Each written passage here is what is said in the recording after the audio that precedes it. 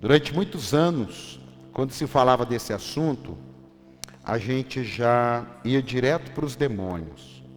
Aí causavam-se duas coisas. A pessoa piorava ou a pessoa tinha vergonha, tinha medo. E graças a Deus, com o passar dos anos, com a ampliação da palavra, com a iluminação de glória em glória, nós fomos vendo, nós pastores, também cristãos, que do mesmo jeito que a gente pode ter um problema na vista, que eu preciso usar óculos para ler um negócio aqui que está no meu celular, tem áreas da nossa vida também,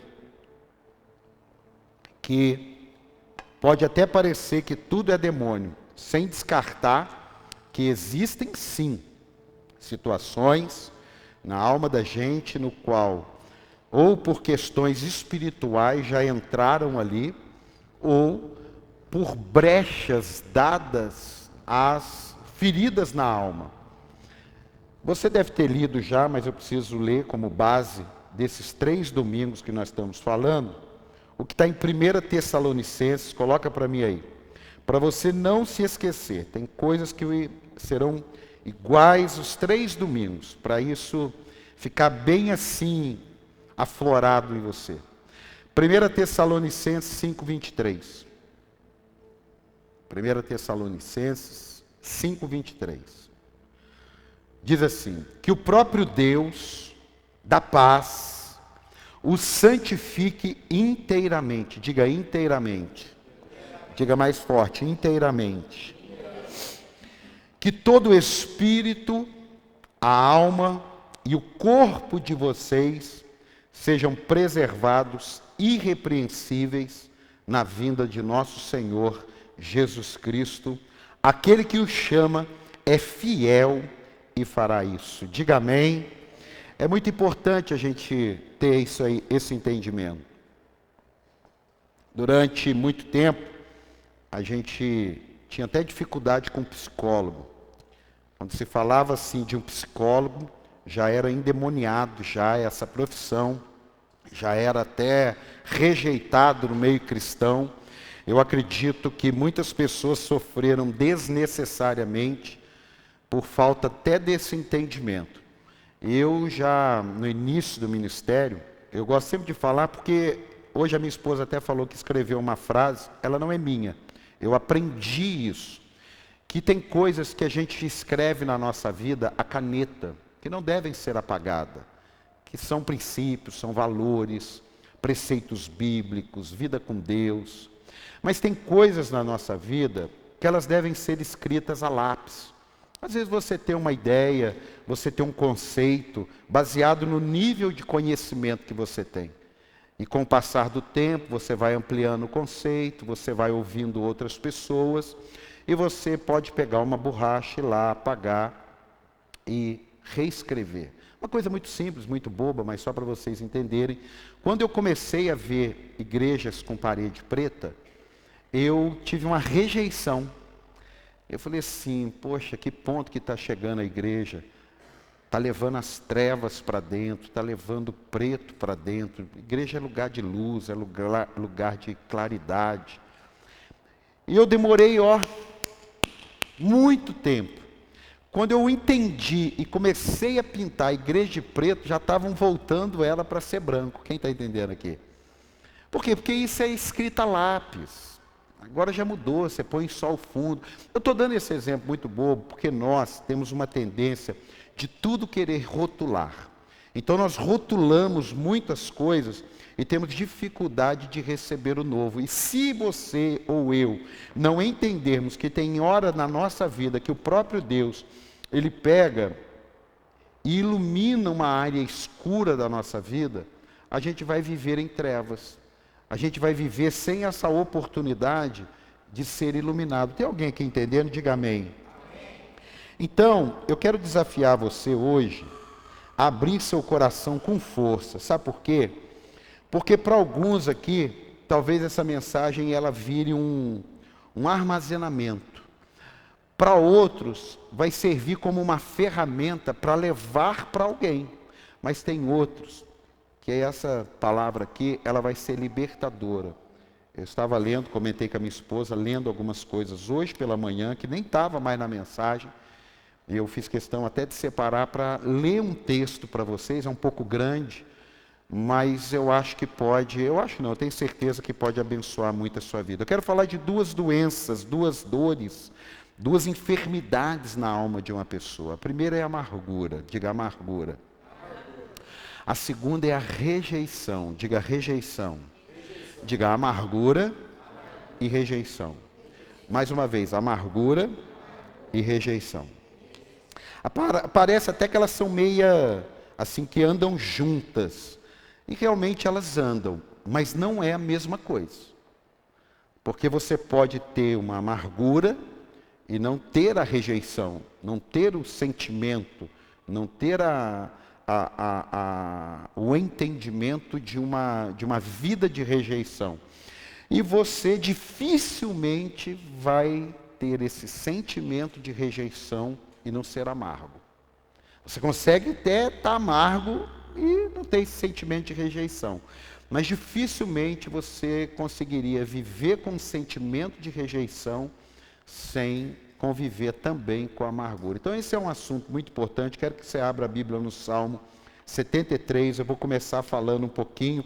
Claro que longe de mim querer fechar um assunto em 1 hora de 2 tão grandes assuntos, mas eu acredito que a palavra de Deus, ela é o suficiente para nos trazer cura, libertação e não informação, mas sim revelação. Quem entendeu, diga amém. Dá um aplauso aí para você animar, se tomou o café.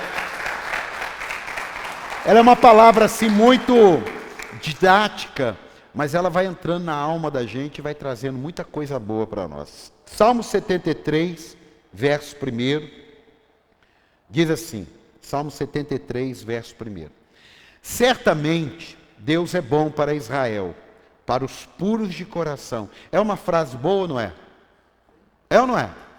O salmista aqui, eu esqueci o nome dele agora. Meu Deus, esqueci o nome dele agora. Não é o Davi, não. O salmista aqui, ele está falando uma coisa boa. Certamente Deus é bom para Israel, para os puros de coração. Aparentemente ele parece ser uma pessoa que está muito bem resolvida, que está muito bem definida. Só que não para aí o texto. Vai para o versículo 2 agora. Quanto a mim, os meus pés quase tropeçaram. Por pouco não escorreguei, pois tive inveja dos arrogantes quando vi a prosperidade desses ímpios. Eles não passam por sofrimento e têm o corpo saudável e forte. Estão livres dos fardos de todos. Não são atingidos por doenças como os outros homens. Por isso, o orgulho lhes serve de colar, e eles se vestem de violência. Do seu íntimo brota a maldade da sua mente, transbordam maquinações, eles zombam e falam com más intenções em sua arrogância. Em sua arrogância, ameaçam com opressão. Com a boca, arrogam a si os céus, e com a língua se apossam da terra. Por isso, o seu povo se volta para eles e bebe suas palavras até saciar-se. Eles dizem: como saberá Deus? Terá conhecimento o Altíssimo? Assim são os ímpios, sempre despreocupados, aumentam suas riquezas. Certamente me foi inútil manter puro o coração e lavar as mãos na inocência, pois o dia inteiro sou afligido e todas as manhãs sou castigado. Olha o nível de amargura que o salmista revela. E o nível de amargura dele tem a ver com a vida daquele que não serve a Deus. Só que não é só isso. A amargura, ela tem uma raiz muito distinta na injustiça. Uma pessoa traída, ela se sente injustiçada. Uma pessoa abandonada, ela se sente injustiçada. Uma pessoa que foi passada para trás, ela se sente injustiçada. Uma pessoa que de repente se decepcionou com alguém que ajudou tanto. Eu estava agora numa reunião de pastores, e um pastor, ele disse assim: você fica 3 horas cuidando de um cachorrinho, brincando com ele, alimentando ele, abraçando ele, e ele nunca mais esquece de você. E ele durante 30 anos nunca mais esquece de você. E muitas vezes passam pessoas na nossa vida que depois de 30 anos, em 3 horas, destroem você. Ele não estava amargo quando ele falou isso. Ele estava ensinando a gente. Agora, uma semana, 10 dias atrás. Depois que acabou tudo, eu perguntei para ele: o que você passou? Para você. Aí ele me contou.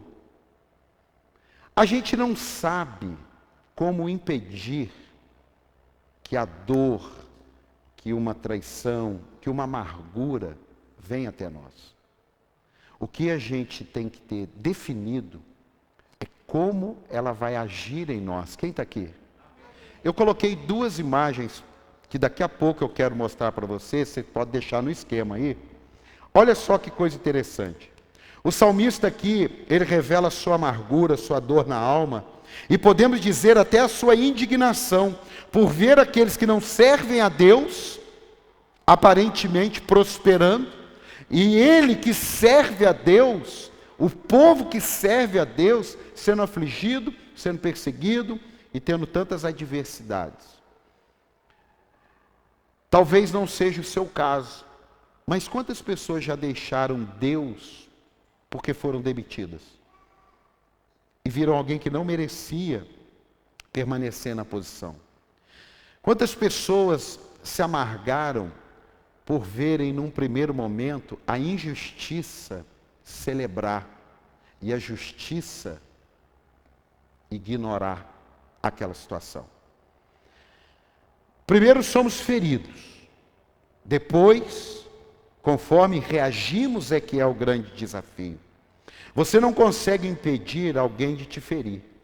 Você não consegue impedir alguém de te amargar. O grande desafio é a raiz de amargura, que é a continuidade de uma dor crônica. Coloca para mim aquela mudinha sendo plantada. A mudinha, uma mudinha de planta. Olha, isso aqui você não consegue impedir. Alguém te feriu. Alguém te machucou, alguém te traiu. Alguém roubou de você sua alegria. Isso aqui você não consegue impedir, porque quem me ensinou e quem está te ensinando chama-se Jesus. Ele falou assim: ó, no mundo tereis aflições. Isso aqui vão fazer com você. Vão pegar alguma muda, vão pegar alguma coisa e vão lançar sobre você. Agora, qual é o grande desafio se isso aqui eu não consigo impedir? Coloca outra imagem. Isso aqui você consegue. Isso aqui é com você. Jogar aquela sementinha, plantar aquilo ali, você não consegue impedir. Agora, isso aqui é contigo. É a raiz de amargura. Isso aqui não acontece da noite para o dia. Você não amarga da noite para o dia. Você não fica crônico da noite para o dia. É isso aqui, com o passar do tempo, volta aquela outra imagem. Mas é isso aqui que começou. É aqui que começou. Nada, volta para aquela outra agora, você nunca mais vai esquecer. Nada começa assim, ó. Nada começa desse jeito. Começa do outro jeito. Volta lá. Deixa essa imagem aí. Então escute. Provérbios 17, 22 fala assim, ó. O coração bem disposto é remédio eficiente, mas o espírito oprimido resseca os ossos. Isso aqui é uma metáfora de como nós podemos estar por dentro, diferente daquilo que estamos por fora. Talvez você está tentando conviver com algumas coisas da sua vida, buscando a Deus, e ignorando pequenas sementes que vão sendo lançadas em você. Eu atendi uma pessoa essa semana agora, e base de remédio, crise de ansiedade, e uma série de fatores, e que começou aonde? Começou lá atrás, com essa mudinha assim, ó. Então hoje é um remédio para dormir, é um remédio para acordar, é um remédio para comer, é um remédio para andar, é um remédio para... E ali a pessoa vai criando, volta a outra imagem, a raiz. Abre as suas mãos aí, abre.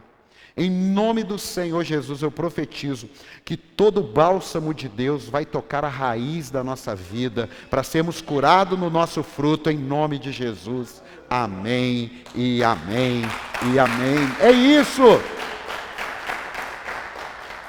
Falando sobre amargura, eu me lembro de Noemi. A palavra Noemi significa agradável, suave, semblante, resplandecente. É a palavra Noemi.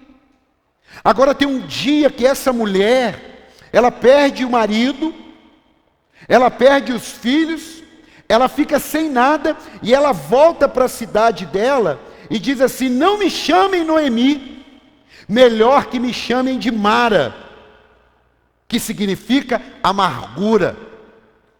Olha para você ver como na Bíblia isso é levado a sério. Isso aqui não tem a ver com demônio. Isso aqui tem a ver com os embates da vida e como a pessoa reage. A pessoa que quando nasceu, o pai e a mãe olhou e falou: você vai ser chamada Noemi, agradável, semblante resplandecente, suave. Agora a vida fez com que ela pedisse para trocar o seu nome. Me coloque o nome de Mara. E o pior, coloca para mim aí, Ruth 1:21. Olha para você ver. Nossa, aqui a imagem fica bem mais... Logo nós vamos colocar um vídeo ou um painel de LED, amém, amado? Olhei ali, até espantei, falei: trocaram a imagem? Não, é a visão. Ruth 1:20, olha: de mãos cheias eu parti, de mãos vazias o Senhor me trouxe. Colocou em Deus uma amargura. Me trouxe de volta. Por que me chamam Noemi? Quer dizer, por que vocês estão me chamando de agradável, de suave, de semblante brilhoso? O Senhor colocou-se contra mim. O Todo-Poderoso me trouxe desgraça. Como pode o Deus da graça trazer desgraça? A pessoa amarga, ela tem essa visão. Ela consegue olhar as situações com as perspectivas da pior maneira. Isso é muito sério, escute isso. Realmente para ela foram dias terríveis. Ela perde o marido, ela perde os filhos, ela perde a alegria, ela perde a sua identidade. Agora ela não é mais a suave, agradável, agora ela é amarga. Agora preste atenção, ela coloca a culpa em Deus. Amados, é muito perigoso você colocar a culpa num Deus da graça, como um Deus que lhe trouxe desgraça. É muito complicado você ter essa perspectiva na hora da dor. Eu acredito até que Deus releva. Eu acredito que Deus releve. Mas o problema é isso se tornar crônico. Eu acredito que como um pai de vez em quando finge que não ouviu uma afronta do filho, eu não tenho dúvidas que Deus ignora algumas coisas que nós falamos. Eu não tenho dúvida, até porque pedis e não recebeis, porque pedi mal. Então, do mesmo jeito que a gente pede mal, não recebe, a gente fala umas besteiras e ele ignora. Mas o que não pode é aquilo tomar você, é aquilo vestir você. Está fazendo sentido aqui? Diga amém. Alguns sabem, mas nem tudo vai ser do jeito que a gente quer. Nem tudo vai suprir as nossas expectativas. E isso pode causar em nós uma amargura. Escute isso. A questão não é a dor que vem sobre nós. A questão é não aceitar um estilo de vida que, número 1, culpa os outros. Número 2, culpa Deus. Número 3, culpa a si mesmo. Então pessoas que vão culpando os outros, pessoas que começam a culpar a Deus, e pessoas que culpam a si mesmo, volta aquela imagenzinha lá da raiz profunda. Elas, com o passar do tempo, elas vão ficando assim. Isso é a raiz de amargura. Isso é o que a Bíblia fala, a raiz de amargura. A Bíblia faz questão de colocar como raiz, porque raiz leva tempo para ser construída. Raiz leva tempo para se desenvolver.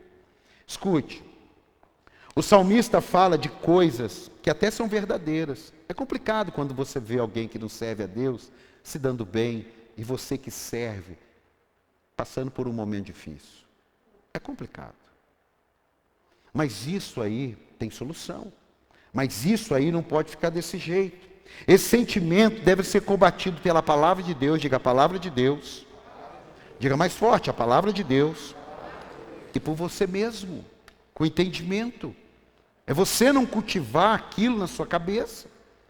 É você não deixar aquilo ali dominar você. Tem alguém aqui? Tem alguém aqui? Salmo 73, 21, que é a continuidade. Olha o que acontece com uma pessoa que vai se tomado por uma raiz de amargura. Salmo 73, 21. Quando o meu coração estava amargurado, o mesmo salmista, eu senti inveja. Ele está confessando. Agi como insensato e ignorante. Agora olha a outra. Agi como insensato e ignorante. Minha atitude para contigo era de um animal irracional. Olha que coisa, está na Bíblia, irmão. Isso aqui não é livro de Augusto Cury, não. Isso aqui é Bíblia. Eu me senti um animal. E aí eu fui pesquisar sobre esse versículo. E um dos escritores do estudo, ele diz o seguinte: isso pode levar uma pessoa ao suicídio, como pode levar uma pessoa a um assassinato de alguém. É isso. Setembro é o mês amarelo, é para lembrar disso daí. E aqui o escritor ele diz assim: esse nível de amargura, ele pode levar ao suicídio, como ele pode levar à vingança do assassinato. Então isso aqui Deus está deixando na Bíblia para a gente entender. Eu vou curar você do câncer, eu vou curar você da cegueira, eu vou curar você da condenação com o perdão dos pecados, mas eu também quero curar você de uma alma ferida. Eu também quero levar você, que corpo, alma e espírito esteja pleno. Tem alguém para dar um amém aqui? Pelo amor de Deus. Isso, faz alguma coisa. Olha, guarde isso. Guarde isso. Essa frase não é de autor nenhum. Essa frase ela é minha. Ninguém é tão importante na sua vida a ponto de levar você. Volta lá aquela imagem da raiz. Aprofunda. A outra. Isso. Ninguém é tão importante na sua vida. O apóstolo, minha mãe. Não, não é sua mãe. Apóstolo, meu filho. Não, não é seu filho, não. Apóstolo, minha esposa, não. Meu marido, não. Nenhum ser humano é tão importante a ponto de você deixá-lo fazer isso com você. Nenhuma ferida, por mais dolorosa, por mais incrível de ruim, tem o direito de fazer isso com você, porque só você pode dar esse direito. Só você pode permitir que alguém faça isso com você. E o salmista, por olhar o que não devia, por estar ferido com perspectivas erradas, com expectativas errôneas, ele começa a amargurar a ponto de falar assim: eu estou igualzinho um animal, irracional. Eu não consigo mais ter minhas faculdades mentais plenas. Por causa de quê? Uma amargura. É nessa hora que o salmista começa a dar uma virada na vida dele. Apóstolo, espera aí, não é. A hora que ele chega nesse estágio, acontece algo na vida dele, que ele começa a ter uma outra perspectiva, que ele começa a receber a cura, que ele começa a receber a iluminação. Coloca para mim aí, Salmo 73, versículo 23. Depois de tudo isso, você lê depois inteiro lá, eu já li, mas você lê de novo, prestando atenção. Mas tem uma hora, contudo, diga contudo. Ou seja, com tudo isso que eu estou vivendo, com tudo isso que eu estou vendo, com tudo isso que eu estou percebendo, com tudo isso, começa a voltar uma luz nele. E aí ele diz assim: com tudo isso, sempre estou contigo. Tomas minha mão direita e me sustens. Tu me diriges com o teu conselho, e depois me receberás com honra. A quem tenho nos céus, senão a ti? E na terra, nada mais desejo, além de estar junto a ti. O meu corpo e o meu coração podem fraquejar, mas Deus é a força do meu coração e a minha herança para sempre. Os que te abandonam, sem dúvida, perecerão. Tu destrói todos os infiéis, mas para mim, bom é estar perto de Deus. Fiz do soberano Senhor o meu refúgio. Proclamarei todos os teus feitos. Louvado seja Deus. Aleluia. É uma escolha. E como a gente escolhe errado, a gente tem Deus, o Criador dos céus e da terra, a gente tem promessa, a gente tem realizações, e muitas vezes nós vamos amargando por coisas que não estão nem aí para a gente, por coisas que não vão mudar nada na vida do outro. É aquela célebre frase: pessoas amargas querem tomar um veneno pensando que vão matar o outro. Eu vou repetir. Pessoas amargas estão tomando veneno, pensando que vão amar o outro, pensando que vão matar o outro. O certo deveria ser amar mesmo, pensando que vão matar o outro. Ah, meu amado, que nessa noite, que nessa manhã, em nome de Jesus, eu espero que essa palavra ela não sirva para você. É isso aí, que ela não sirva para você, mas se servir, faz como o salmista, seja sincero com Deus, mas não se esqueça do que está escrito a seu respeito. Não se esqueça daquilo que Deus diz a seu respeito. Porque muitas vezes a pessoa ali, como aquele salmista, sabe, ele vai cada vez apagando mais as lâmpadas. Ele vai cada vez mais ficando em trevas. Devagarzinho, apaga uma lâmpada aí. Uma qualquer. Apaga qualquer uma, não tem problema. Devagarzinho. Apaga aí. Isso, devagarzinho. Ele apagou um negócio na vida dele. Mas ele não presta atenção. Ele vai convivendo com aquilo. Ele vai acostumando com aquilo. E aí depois, ele apaga mais. Apaga a outra que tiver aí. Ele apaga mais.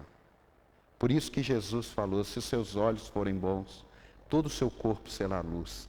Mas se os seus olhos forem maus, todo o seu corpo será trevas. Que no nome do Senhor Jesus, nessa manhã, nós venhamos a receber a doçura do Espírito Santo, curando, libertando e nos livrando de todo o mal. Dá um aplauso ao Senhor. Pode acender aí. É isso. Agora, apóstolo, como é que esse cara viu tudo isso? Porque tem que ter uma virada de chave. Como é que pode uma pessoa estar falando daquele jeito e de repente ele começa a ver o dia raiar? Claro que tem. É o versículo 16. Salmo 73, versículo 16, verso 16. Quando tentei entender tudo isso, achei muito difícil para mim. Até que entrei na igreja, entrei no santuário de Deus, e então compreendi o destino dos ímpios. Certamente os põe em terreno escorregadio, e os faz cair na ruína, como são destruídos de repente, completamente tomados de pavor, são como um sonho que se vai quando acordamos. Quando te levantares, Senhor, tu os farás desaparecer. Meu amado, por isso que nós temos que ganhar pessoas para Jesus. Não, obrigado por um amém. Por isso que nós temos que ganhar pessoas para Jesus. Porque pessoas estão vivendo nessas trevas. Pessoas estão vivendo nessa amargura, sempre julgando a vida e cada vez se sentindo mais injustiçado. Eu não estou dizendo que isso não aconteça. Eu estou dizendo que sem uma pessoa ter um encontro com Jesus, sem uma pessoa ter a igreja, olha na pandemia, eu achei engraçado um amigo meu que falou assim: eu fiquei doido na pandemia. Quantas pessoas que não iam na igreja me mandavam mensagem perguntando quando é que vai abrir a igreja. Eu falava: meu Deus, quando estava aberto você não vinha, agora está fechado você quer vir. As pessoas são assim, mas elas precisam ter a luz, e quem tem essa luz é você. Por isso que você é luz e você é sal. Quem está aqui, diga glória a Deus. Por isso que nós precisamos estar atentos, porque quando nós entramos aqui, nós entramos às vezes abatidos, nós entramos às vezes alegres demais, nós entramos às vezes preocupados, nós entramos de várias maneiras aqui, mas tem um detalhe, nós não vamos sair da mesma maneira, nós vamos sair daqui lavados, restaurados, animados e adoçados para a glória de Deus. Dá um aplauso aí, adoçados. Quando o salmista reconhece o poder de Deus, quando o salmista entra na igreja, as escamas, a perspectiva dele é mudada. É isso que eu espero em nós. É isso que tem pessoas aí esperando que alguém diga para eles: olha, tem uma cura para você. Tem uma cura para você. Que nessa manhã a amargura saia, o amor de Deus entre e nós sejamos curados como esse salmista. Quem um dia eu já falei muita coisa parecida com ele, mas eu nunca cheguei no estágio de falar assim: eu estou igual um animal irracional. Mas esse cara chegou nesse estágio. Eu estou como um animal, eu estou revoltado, eu estou agressivo. Abre as suas mãos aí, abre as suas mãos. Eu profetizo em nome do Senhor Jesus que qualquer raiz de amargura, qualquer muda, uma pequena semente, hoje está sendo arrancada pelo poder de Deus, no nome de Jesus. Dá um aplauso aí, vai. Glória a Deus. Você bem, ela não é uma mensagem efusiva, mas ela vai entrando na alma da gente. É aquilo que a palavra de Deus faz. Ela divide juntas e medulas. Corpo de alma, espírito. Ela vai penetrando assim. Esse dia eu cheguei no açougue, tinha o cara com uma faquinha fininha, uma costelona assim de boi, e ele lá com aquela faquinha. Eu falei: meu Deus, é isso aí que a Bíblia está dizendo. É fininha, não era facão, não era aquela coisa. Não, ela era fininha, pontinha, e ela ia rente ao osso, descolando tudo aquilo. Que o Espírito Santo hoje faça isso. Nós não vamos ter nossos ossos amargados, porque o Espírito Santo vai lá com a espada da palavra e vai separar tudo, vai jogar o que não presta fora e vai deixar aquilo que nos abençoa dentro. Dá mais um aplauso aí. Glória a Deus. É o que eu disse, eu não vou fechar 2 assuntos em 1 hora, mas eu creio que abençoa você. A segunda doença na alma que eu quero falar aqui hoje, e essa me espantou quando eu fui pesquisar, é a rejeição. Eu estou aí há 16 anos no ministério pastoral, 50 anos de idade. Eu confesso a você que toda vez que eu via sobre isso, eu pulava. Eu pulava. Eu olhava aquilo ali, eu pulava. Eu falava: isso aqui não interessa. Isso aqui eu acho que não. Eu pulava. Mas nesse período de preparar essas mensagens, de estudar, eu li algumas coisas e como Deus me abençoou ali. Como eu perdi tempo em não ter lido, como eu perdi tempo em não ter pesquisado na Bíblia sobre esse assunto. E que no nome do Senhor Jesus esse assunto traga luz para você. Quem está aqui, diga glória a Deus. Quando eu digo rejeição, não é aquela rejeição, quem joga bola vai entender mais fácil isso, porque é um contexto mais fácil. Que tem lá 15 jovens, 15 meninos, e aí vai separar 2 times. E você é o último a ser escolhido. Quem já foi o último a ser escolhido? Fora o pastor André. Que ele eu já sei. Agora você é o dono do time. Tá? Então, eu também. O último eu nunca fui, não. Mas o penúltimo eu já fui. Eu quase cheguei no limite. Não é isso que é rejeição. Não é isso. É melhor o seu futebol que você vai melhorar essa sua questão aí. Não é isso. A rejeição é algo mais sério. A rejeição é algo mais profunda. Não é falando de rejeição construída, não falando de uma rejeição, ela pode crescer como aquela raiz ali, ó. Porque como estou sendo sincero, eu nunca parei para ver esse tema. Porque eu tinha uma perspectiva que aquilo não se identificava comigo, e realmente não se identificava. Mas, pastor André, guarde isso. Vai virar uma aula para pastores no Atos 29. Mas a rejeição no ministério pastoral tem tudo a ver. A rejeição na vida de alguns tem tudo a ver, sim. E o próprio Jesus Cristo de Nazaré ensinou e viveu sobre isso. E a gente lê a Bíblia há 20 anos e não presta atenção nessa questão da rejeição. Escute isso. A rejeição ela pode ser construída com um conjunto de atitudes contra a pessoa, ou apenas um fato traumatizante, e que dali para frente pode começar um processo de rejeição na vida da pessoa, tão profundo na vida dela, tão profundo, que ela vai criar uma raiz dessa. Escute isso. A Bíblia diz que Jesus, vamos ler a Bíblia, vamos ler. João 1,6. João 1,6. Surgiu um homem, João 1,6. Surgiu um homem enviado por Deus, chamado João. Ele veio como testemunha para testificar acerca da luz, a fim de que por meio dele todos os homens crescem. É uma coisa boa ou não é? É uma coisa boa ou não é? Claro! Ele próprio não era luz, mas veio como testemunha da luz. Estava chegando ao mundo a verdadeira luz, que ilumina todos os homens. Aquele que é a palavra estava no mundo, e o mundo foi feito por intermédio dele, mas o mundo não o reconheceu. Na versão Ferreira de Almeida, mas o mundo o rejeitou. Irmão, pensa. Você veio para salvar, para curar, para libertar, para abençoar, para transformar. E tem gente que te rejeita.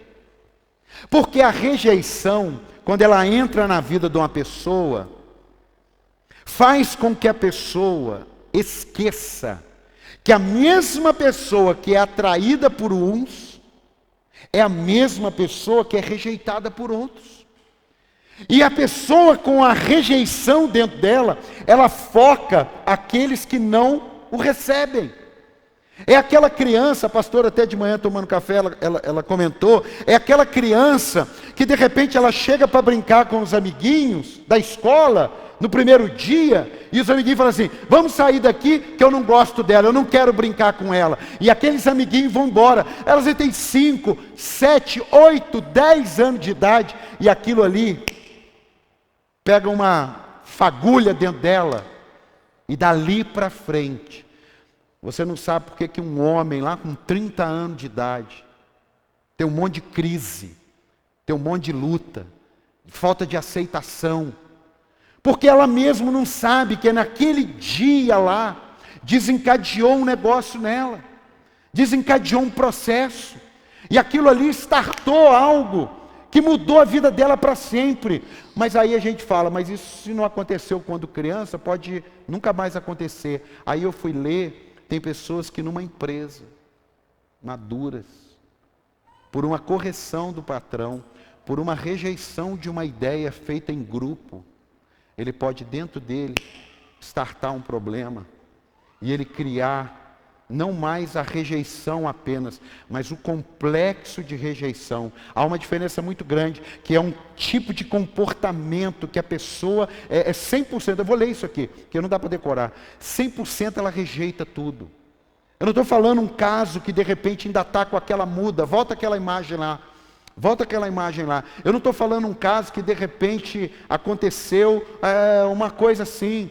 É um irmão que de repente foi cantar e não se deu bem, alguém falou para ele, olha, você por enquanto não vai poder cantar não, você treina mais. Aquilo ali virou nele e trouxe à tona um monte de coisa que estava dentro dele, e ele nem sabia que estava dentro dele. Aí ele sai da igreja, e ele fala que não quer mais saber de igreja, aí alguém fala para ele, mas por que você não está indo mais na igreja? Aconteceram uns problemas lá, eu não quero nem falar.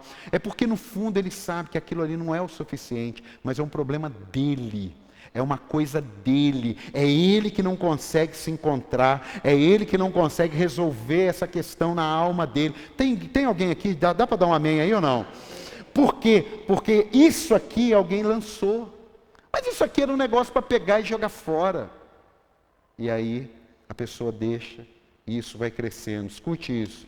Mesmo Jesus, com todo o plano perfeito para cada um de nós, isso não foi o suficiente para pular a dor da rejeição. Agora, nós não devemos ser parecidos com Jesus, sim ou não? Sim ou não? Existem inúmeros fatos, eu não vou ficar relatando, eu vou comentando alguns, inúmeros fatos que Jesus foi rejeitado. Eu não sei como é que eu iria reagir, agora um pouco melhor, depois de ter aprendido e tido a revelação.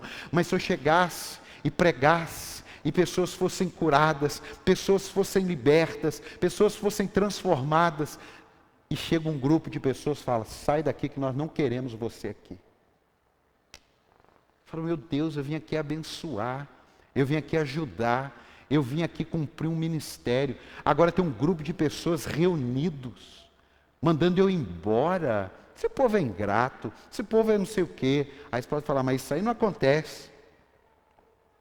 Lucas 8,36. Lucas 8,36. Lucas 8,36. Os que tinham visto, contaram ao povo como o endemoniado fora curado. Então todo o povo da região dos Gadarenos, Gerazenos, suplicou a Jesus que se retirasse, porque estavam dominados pelo medo. E Jesus ficou desesperado. É isso que está escrito? E Jesus, ele entrou no barco e regressou.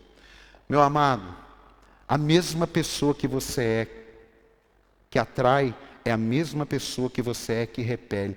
A questão é o como nós reagimos. Entramos no barco e seguimos, ou ficamos ali procurando ser aceito? Ou ficamos ali pedindo pelo amor de Deus para ser amado? Ou ficamos ali pedindo pelo amor de Deus, não me deixe? O que acontece quando o marido vive pisando na bola com a esposa? Ela entra num ponto que ela não pode mais deixá-lo ir embora. E é por isso que ela vai se submetendo a tantas coisas. E isso aí pode acontecer entre amigos, isso pode acontecer numa série de fatores. E que aquela pessoa vai se tornando um mendigo espiritual e um mendigo emocional daquilo que ele já deveria ter entrado no barco, partido e dado linha. Quem está aqui, diga amém. E se nós temos que ser parecidos com Jesus, nós precisamos entender isso também. Agora olha só, a vida de Jesus não acaba ali. Olha que coisa tremenda. O versículo 8, o capítulo 8, do versículo 40, ensina eu e você como lidarmos com isso. Coloca aí, Lucas 8, que é o mesmo. Depois daquilo, quando Jesus voltou, a multidão o recebeu com alegria, pois todos o esperavam. Existia uma terra que todos estavam mandando ele embora. E o mesmo Jesus que cura, salva, liberta, que foi mandado embora, é o mesmo Jesus que em outra terra todos esperavam com alegria. Ah, meu amado, não fique em ambientes que te rejeitem, fique em ambientes que celebram a tua vida. Ah, dá um aplauso aí, pelo amor de Deus. E a gente tem uma tendência, irmão. A gente tem uma tendência de querer estar em todos os ambientes. Existem ambientes. Mike Murdock, ele há muitos anos disse, eu nem prestei atenção. Ele falou assim, não vá aonde você é tolerado. Vá aonde você é celebrado. Com base nesse versículo. Mas não tinha sido iluminado na minha vida, não adiantou nada. Porque você pode ler a Bíblia e não entender. Você pode ler a Bíblia e não compreender. Mas quando vem a revelação, e é isso que Deus está trazendo aqui hoje, uma revelação. Não é informação. Eu não estou pregando aqui sobre informações. Eu estou pregando aqui sobre revelações, sobre iluminação. Dá um aplauso ao Senhor aí, pelo amor de Deus. Uns rejeitaram e outros estavam na expectativa. Escute. A mesma pessoa que você é cativa. E a mesma pessoa que você é pode repelir. Então cuidado em não deixar de ser você. Agora eu quero ler isso aqui. É um pouquinho longo, mas a gente está dentro do controle. Olha, escute isso aqui. O complexo de rejeição pode se tornar um grande impedimento para quem sofre com ele.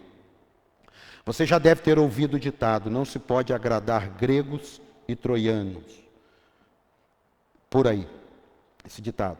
Essa sabedoria popular diz respeito à impossibilidade de satisfazer a todos. Às vezes você sofre porque você quer agradar sua mãe, você quer agradar seu pai, você quer agradar seus irmãos, você quer agradar o pastor, você quer agradar o apóstolo, você quer agradar a igreja, você quer agradar o vizinho, você quer agradar, você quer agradar, você quer agradar, você quer agradar. Você não suporta isso. Você não consegue isso. E por você não conseguir isso, escute, isso aqui que é o pior. Quem se sente rejeitado sem motivo, geralmente procura fazer exatamente isso para se livrar desse sentimento ruim. Sabe o quê? Eu vou me isolar, porque se eu me isolar eu não vou sofrer. Eu vou me isolar. É como teve uma época que eu falei assim, eu não abro mais igreja não. Falei, não, eu não abro mais igreja não. Passou tudo endemoniado, tudo traíra, tudo mau caráter, tudo ingrato. Eu não abro mais igreja, porque eu estava ferido. Esse não é o plano de Deus. Está errado. Não, eu não vou tentar mais nada porque eu falei. Você está errado, você vai precisar tentar de novo, porque agora você já sabe como não errar. Quem está aqui? Eu não quero mais saber de ninguém na minha casa agora. Você está errado, porque alguém está causando em você isso aqui, ó. E você não pode rotular todo mundo por aquilo que alguém fez, porque tem gente que está esperando você para celebrar. Você está aqui ou não? Tem gente que está doido procurando uma pessoa igual a você. Você está aqui ou não? Tem gente que vai conhecer Jesus por causa de você. Você está aqui ou não? Então dá um aplauso pela tua vida aí, pelo amor de Deus.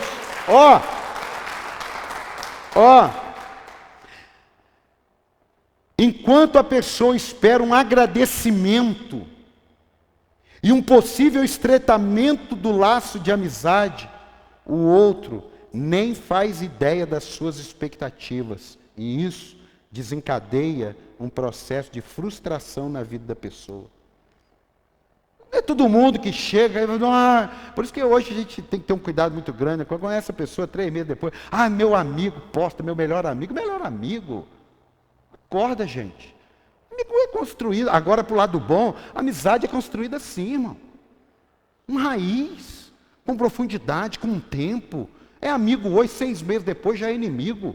Por quê? Porque há uma carência, há um desafeto, há uma busca frenética por ser aceito. Está fazendo sentido isso ou não? Dessa forma é difícil para a pessoa com sentimento de rejeição formar laços duradouros.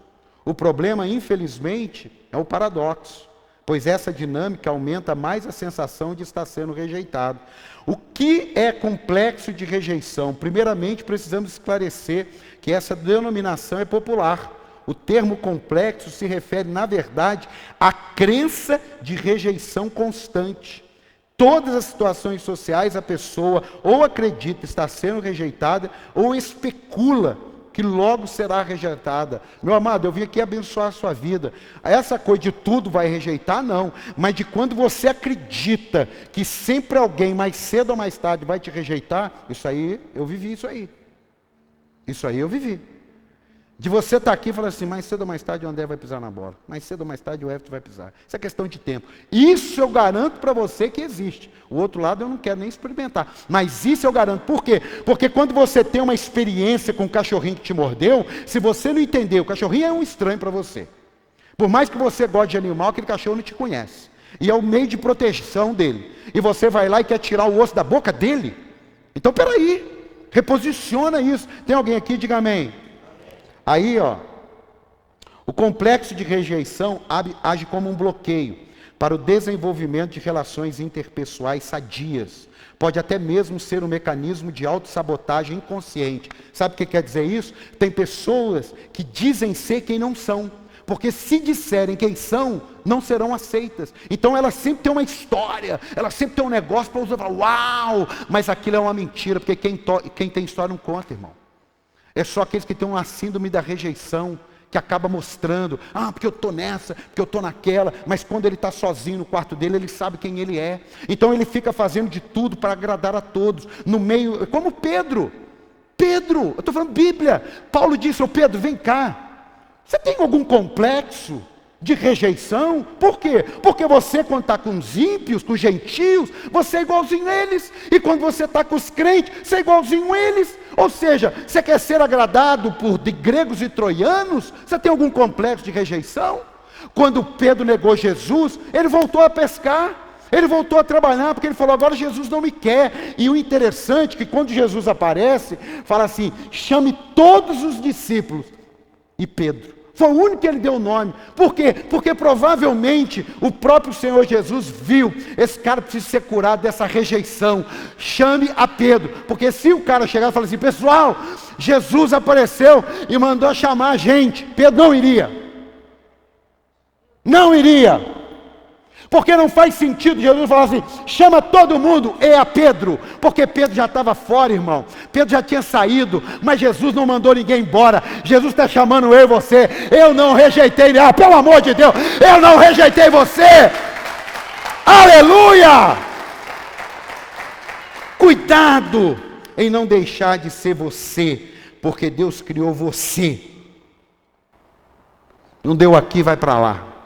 Irmão, eu não sei, mas eu digo para você que hoje de manhã, na última leitura, porque eu leio, acordo 8 horas da manhã e fico 1 hora lendo que eu vou pregar. O Espírito Santo me levou num negócio, e é isso que eu li para você, e eu vi. Estou te falando em nome de Jesus, irmão, para te ajudar. Eu vi que no ministério, André, nós temos que ser blindados com a rejeição. Porque eu não fui treinado para isso. Eu passei 35 anos da minha vida com o mesmo grupo de pessoas. Grupo social, os mesmos amigos. Tem amigo de 15, de 20, de 30 anos. Mas na igreja, algumas pessoas vêm, ficam por muito tempo. Algumas pessoas vêm, ficam para sempre. E algumas pessoas vêm, ficam por pouco tempo.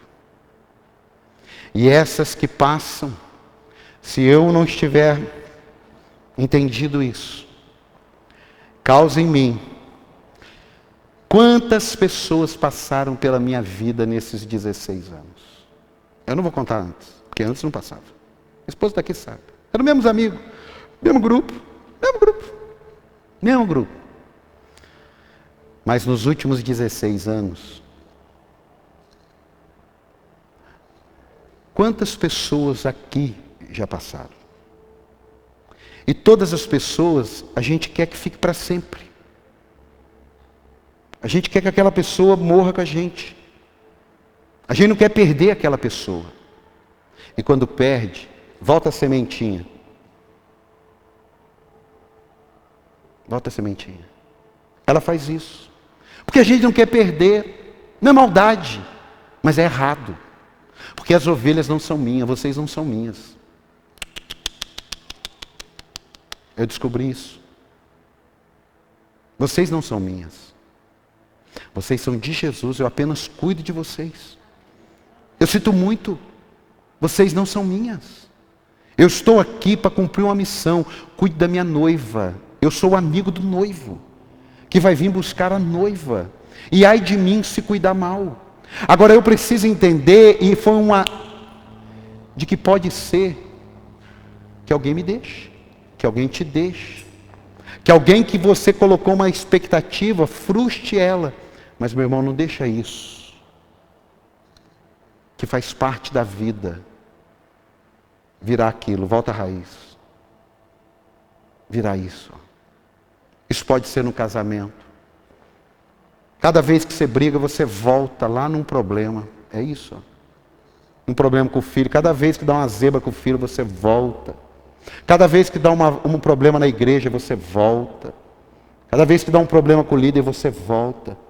Irmão, eu não estou falando aqui para a gente não se esquentar a cabeça com o outro. Eu estou falando aqui para você não deixar essa síndrome da rejeição, essa dor na alma, guiar você. Está aqui?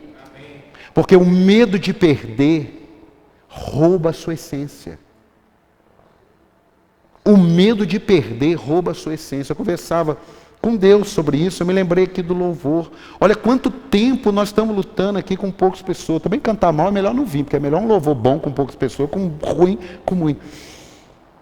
Mas eu falei, meu Deus, a gente tem um baterista, a gente tem um tecladista, a gente tem é guitarra, baixo? Uns dois, mas é um só também. Perdeu um, piorou. Perde os dois, perde o batida. É um só.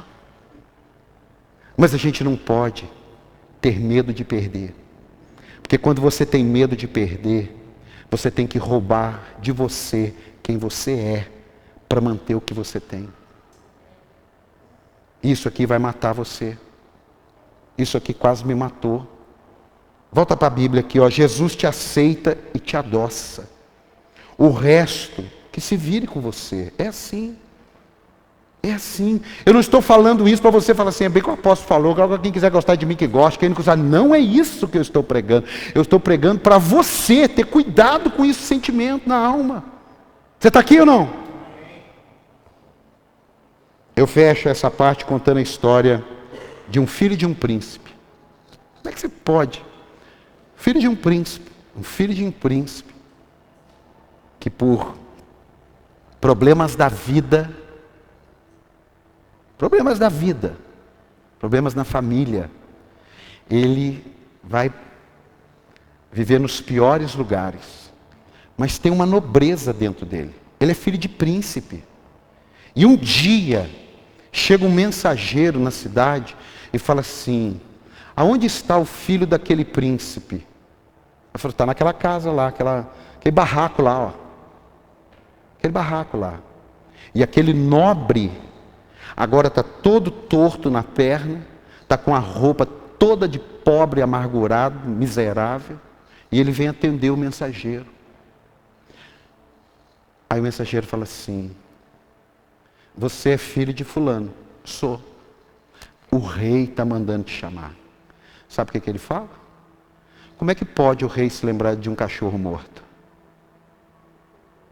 Uma ilustração bonita, não é? Que ilustração, irmão? Está na Bíblia. Mefibosete. Neto de Saul, filho de Jonatas, melhor amigo de Davi. A vida deu uma volta nele. E agora ele está morando na ruína, no fracasso, na miséria, numa cidade chamada Lodebar, final de tudo. Mas tem um mensageiro um dia que chega lá e fala assim, aonde está Mefibosete? E vem ele, que a Bíblia diz que ele quebrou o pé, o outro diz que ele quebrou a perna, e que ele vem todo torto, todo sujo. Ele falou assim, o rei manda te chamar. E quando ele chega perto do rei, ele repete, o que fez o senhor lembrar de um cachorro morto? Ele falou, cachorro morto para você, para sua carne, porque para mim, você é filho de um rei, você é filho de um príncipe, você é neto de um rei. Você está entendendo, irmão? Há uma diferença muito grande entre o que você pensa de si mesmo e o que os outros pensam de você. E eu fecho aqui para a gente orar. Um dos grandes desafios do complexo de rejeição, e aqui eu tomei bomba, é se preocupar com o que o outro vai pensar. Eu tomei bomba aqui. Eu tomei bomba, André, tomei bomba, mas tomei bomba. Porque muitas vezes eu estou preocupado com o que o outro vai pensar para tomar uma decisão, com o que o outro vai pensar para tomar uma escolha. E meu amigo, todo mundo vai tomando as escolhas e não pensa.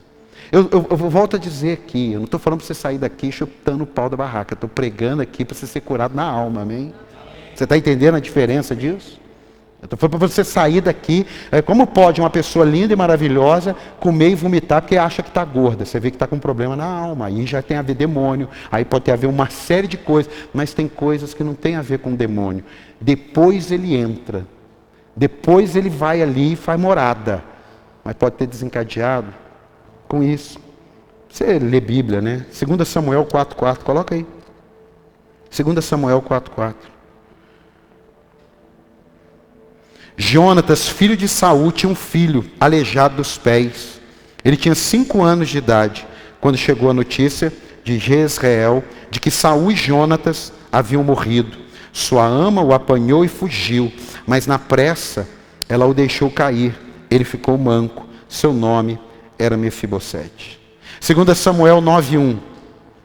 2 Samuel 9,1. Certa ocasião, Davi perguntou, resta ainda alguém da família de Saul, a quem eu possa mostrar lealdade para com da minha amizade com Jonatas?